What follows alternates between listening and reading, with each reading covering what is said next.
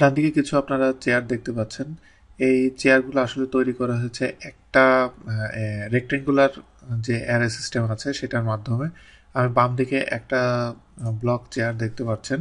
এই চেয়ারটা থেকে আমি রেক্টেঙ্গুলার অ্যারের মাধ্যমে আমি ডান দিকে যে শেপটা দেখতে পাচ্ছেন সেই শেপটা আমি তৈরি করব।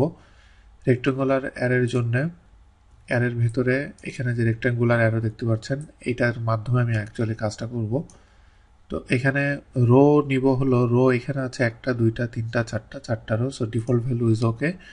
এরপরে কলাম নিব একটা দুইটা তিনটা কলাম আছে, কলাম আমি তিনটা নিব। আর আমাকে অবজেক্টটা সিলেক্ট করতে হবে কি অবজেক্ট আমি অ্যারে করতে চাই। এখানে আমি চেয়ারটা সিলেক্ট করে রাইট বাটন ক্লিক করলাম। এরপরে রোর অফসেট, একটা রো থেকে আরেকটা রোর ডিস্টেন্স কত হবে সেটা, এটা হবে হলো 42 ইঞ্চি। এবং সে দেখেন এটা ফিট এবং ইঞ্চিতে, এটা সে অটোমেটিকলি আমার জন্য কনভার্ট করে দিয়েছে। আর একটা কলাম থেকে আরেকটা কলামের ডিস্টেন্স 36 ইঞ্চি, কলাম অফসেট 36 ইঞ্চি। আমার এখানে পুরা রো অফসেট এবং কলাম অফসেট হয়ে যাওয়ার পরে এবার আমি যদি প্রিভিউতে যাই, যদি আমি দেখি যে হ্যাঁ এটা ওকে আমার জন্য, তাহলে আমি অ্যাকসেপ্ট করার জন্য রাইট বাটন ক্লিক করলে এটা অ্যাকসেপ্ট হয়ে যাবে।